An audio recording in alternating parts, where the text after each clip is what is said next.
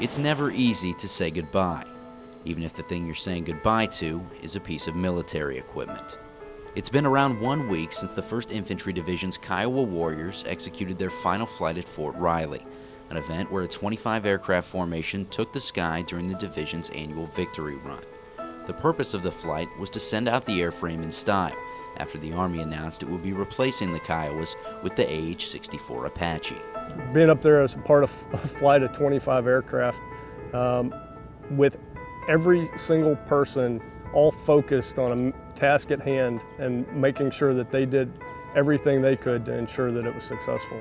That's really special. The opportunities to be a part of something like that is really pretty exceptional. If Beyer seems nostalgic about the experience, it's for good reason. Like many of the pilots involved in last week's flight, he spent the majority of his military career training on the Kiowas, meaning last Friday was an emotional goodbye, as the Army parted with over 3 decades of aerial history, and the soldiers parted with something that had become much more than just an airframe.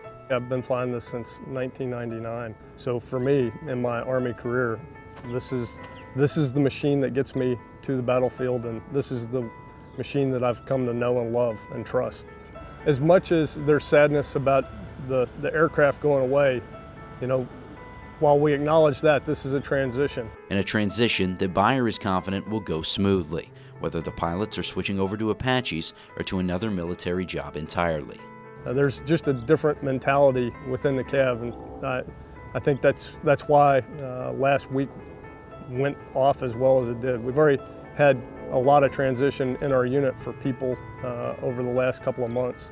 That'll continue, but there's just something that makes being in the Cav different than what I've experienced in other units, and I think it's something that makes us a special organization. For more information on the Kiowa's final flight or on the nation's 1st Division, check out the Big Red One on Facebook or follow us on Twitter.